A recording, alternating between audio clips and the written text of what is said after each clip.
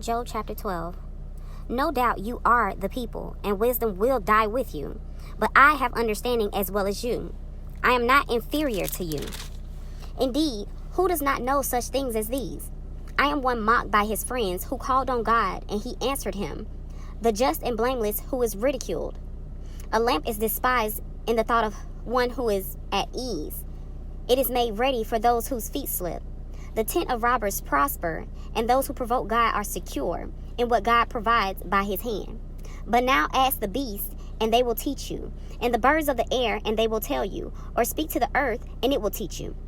And the fish of the sea will explain to you. Who among all these do not know that the hand of the Lord has done this, and though in whose hand is the life of every living thing, and the breath of all mankind? Does not the ear test words, and the mouth taste its food? Wisdom is with aged men, and with length of days understanding. With him are wisdom and strength. He has counsel and understanding. If he breaks a thing down, it cannot be rebuilt. If he imprisons a man, there can be no release. If he withholds waters, they dry up. If he sends them out, they overwhelm the earth. With him are strength and prudence. The deceived and the deceiver are his. He leads counselors away plundered, and makes fools of the judges. He loosens the bonds of kings, and binds their waists with a belt. He leads princes away plundered, and overthrows the mighty. He deprives the trusted one of speech, and takes away the discernment of elders. He pours contempt on princes, and disarms the mighty. He uncovers deep things out of darkness, and brings the shadow of death to light. He makes nations great, and destroys them. He enlarges nations, and guides them. He takes away the understanding of the chiefs of the people of the earth, and makes them wander in a pathless wilderness. They grope in the dark without light, and he makes the stagger like a drunken man. So in chapter 12, is very relevant to, today, seeing as though the election was yesterday, and woke up this morning, found out Donald Trump was president. Congratulations. But it's so pertinent that we pay attention to the way that God moves in this season or whatever, because things may seem one way and then it could be another. And I'm not saying trying to discredit the win or whatever, because it is what it is. God saw fit. But what I'm saying is that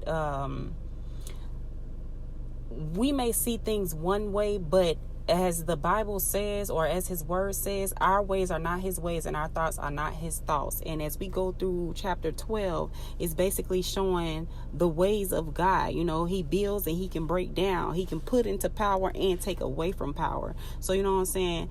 We have to focus or keep our eyes on God in any situation, because I'm learning that as well, because he could give us a promise, just like I saw in somebody else's video. I was listening and they was like, because God will give you a promise, and if you have doubt and things like that, it will cause that seed not to grow, which is understandable, because when God gave me a promise about my future or whatever, which is not for me to worry about, all I'm supposed to be focused on is today. But when he gave me a promise about my future, I saw that thing, and then just like the enemy, he comes to steal, kill, and destroy. He would plant a seed of doubt in me, just like I spoke about in the last one when Job was talking to his friends and stuff like that. Those seeds that are being planted, and it's for me to water the good or water the bad, with those negative thoughts.